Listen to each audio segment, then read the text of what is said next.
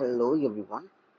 So இன்னைக்கு இந்த வீடியோவில் நம்ம என்ன பார்க்க போகிறோம் அப்படின்னா, so gravitation. So gravitation top 10 problems in கிராவிடேஷனில் இது பார்ட் 9 வீடியோ. ஸோ இது மொத்தம் நமக்கு 9வது பார்ட்டு. ஓகே, ஸோ இன்னைக்கு 9வது பார்ட்டில் என்ன பார்க்க போகிறோம் அப்படின்னா, ஸோ முக்கியமான 2 ப்ராப்ளம் தான். ஸோ அது என்னென்னா, the kinetic energy of a planet. So இது நமக்கு கெப்லர்ஸ் லாஸ் ஆஃப் மோஷனில் இந்த இது வந்திருக்கு.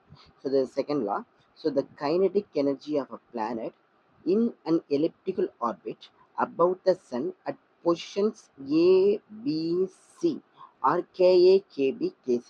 அதாவது நமக்கு இந்த எஸ்ங்கிற பிளேஸில் சன் இருந்துச்சு அப்படின்னா நமக்கு பிளானட் வந்து இந்த எலிப்டிக்கல் ஆர்பிட்டில் சுற்றிட்டு வரும். ஸோ இந்த எலிப்டிக்கல் ஆர்பிட்டில் சுற்றிட்டு வரும்போது ஏபிசின்றது ஒரு பர்டிகுலர் பொசிஷன்ஸ் கொடுத்துருக்காங்க.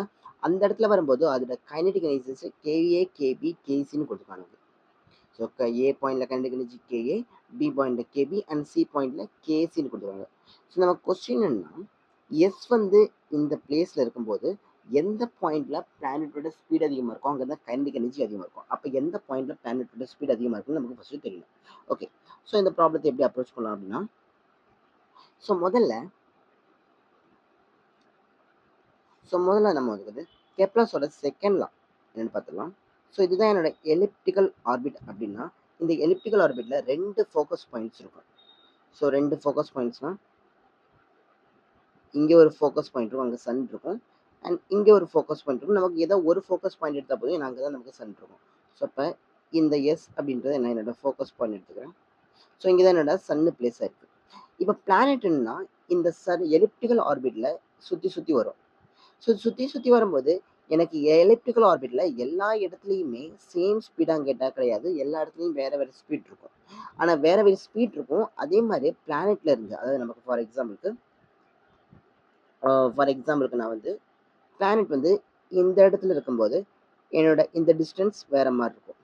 ஸோ அதே பிளானெட் இங்கே வந்துருச்சுன்னா அந்த டிஸ்டன்ஸ் வேறு மாதிரி இருக்கும். ஸோ பிளானெட் இங்கே இருக்கும்போது அந்த டிஸ்டன்ஸ் வேறு மாதிரி இருக்கும். அப்போ ஒவ்வொரு இடத்துலையும் டிஸ்டன்ஸும் மாறுது, ஒவ்வொரு இடத்துலையும் நமக்கு வெலாசிட்டியும் அப்போ மாறும். அப்போ இது ரெண்டுமே காமன் சைட் ஆகிறனால எனக்கு ஆங்குலர் மொமெண்டம் கன்சர்வாக இருக்கும். ஸோ அப்போ என்ன பண்ண போகிறோம்னா, ஸோ ஆங்குலர் மொமெண்டம் கன்சர்வேஷன் லா அதை நம்ம யூஸ் பண்ண போகிறோம். ஓகே, ஸோ என்ன பண்ண போகிறேன்னா, எனக்கு இந்த பாயிண்ட்டுக்கும் நான் ஆங்குலர் மொமெண்டம் கன்சர்வேஷன் அப்ளை பண்ண போகிறேன். ஸோ இதை நான் வந்து பாயிண்ட் ஏன்னு வச்சுக்கிறேன். இதை சும்மா வந்து நான் வந்து ஒரு பாயிண்ட் டின்னு வச்சுக்கிறேன். ஓகே, ஸோ இப்போ என்ன பண்ணுறேன்னா, சன்லேருந்து அந்த பாயிண்ட் ஏ இருக்கிற டிஸ்டன்ஸை நான் ஆர் ஏன்னு வச்சுக்கிறேன். ஸோ அதே மாதிரி சன்லேருந்து அந்த பாயிண்ட் டி இருக்கிற டிஸ்டன்ஸை ஆர் டின்னு வச்சுக்கிறேன். ஓகே, ஸோ என்ன பண்ண போறேன்னா, அந்த கன்சர்வேஷன் ஆஃப் ஆங்குலர் மொமெண்டமை அப்ளை பண்ண போகிறேன். எங்கெங்கன்னா பாயிண்ட் ஏக்கும் பாயிண்ட் டிக்கும். அதாவது according to conservation of angular momentum, point ஏல என்ன ஆங்குலர் மொமெண்டம் இருக்கோ அதே தான் நமக்கு என்ன இருக்கும், பாயிண்ட் டிலையும் இருக்கும். அப்போ ஆங்குலர் மொமெண்டத்தோட ஃபார்முலா நமக்கு வந்து mass into velocity into distance நமக்கு. அப்போ இதுக்கு எம் இன்ட்டு, ஸோ ஏ பாயிண்டில் உள்ள வெலாசிட்டி நான் விஏன்னு வச்சுக்கிறேன், இதை ஆர்ஏன்னு வச்சுக்கிறேன். ஸோ அதுமாதிரி எல்டி பாயிண்டில், அதாவது எம்னு, ஸோ விடி ஆர்டி இந்த மாதிரி வச்சுக்கலாமா. ஸோ நெக்ஸ்ட் நமக்கு எம் நமக்கு என்ன ஆகும், கேன்சல் ஆயிரும். அப்போ கேன்சல் ஆயிடுச்சுன்னா VA by VD is equals to RD by RA. So இங்கே பார்த்தீங்கன்னா நல்லாவே தெரியுது, RA கரஸ்பாண்டிங் டிஸ்டன்ஸ் நமக்கு கீழே போயிடுச்சு. So it means the velocity of the planet is directly proportional to 1/, டிஸ்டன்ஸ்னு அர்த்தம். அதாவது சூரியன்லேருந்து, அதாவது பிளானட் எர்த்து வந்து சன்லேருந்து எவ்வளோ தூரம் தள்ளி போகுதோ அவ்வளோக்கு எவ்வளோ நமக்கு என்ன ஆகும், வெலாசிட்டி கம்மியாகும். இப்போ அந்த கொஸ்டினுக்கு மாறலாம். ஸோ அப்போ நம்ம பார்க்கும்போது இந்த எஸ்லேருந்து இந்த ஏன்றது ரொம்ப பக்கத்தில் இருக்குது. ஆனால் எஸ்லேருந்து சின்றது நமக்கு எங்கே இருக்குது, ரொம்ப தூரம் தள்ளி இருக்குது. ஆனால் பிங்கிற பாயிண்ட் வந்து, ஸோ ஏ ரொம்ப பக்கத்தில் இருக்குது, சி ரொம்ப தூரம் இருக்குது, இந்த பின்றது இன்டர்மீடியேட் இருக்குது நமக்கு. அப்போ பார்க்கும்போது velocity at point A, so velocity at point A is greater than velocity at point B is greater than velocity at point C சொல்லிக்கலாமா. அப்போ இதோட ஸ்பீட்ஸு எங்கே அதிகமாக இருக்கும், அங்கே கண்டினியூ அதிகமாக இருக்கும். அப்போ ஏபிசி, அப்போ நமக்கு ஆப்ஷன் பி கரெக்ட் ஆன்சராக இருக்குமா. ஓகே, ஸோ இது நம்மளோட ஃபர்ஸ்ட் கொஸ்டின்.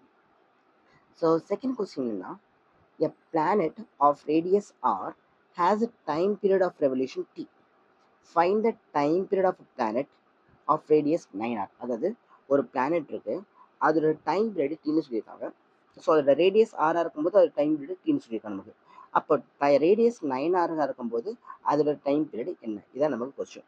ஸோ நமக்கு தெரியும் டைம் பீரியட் அப்படின்றது. So time period square is directly proportional to r to the power of 3 இருக்கும் நமக்கு. r to the power of 3 இருக்கணும். அப்போ எனக்கு இங்கிருந்து t is directly proportional to r to the power of 3/2 ஆயிரும்.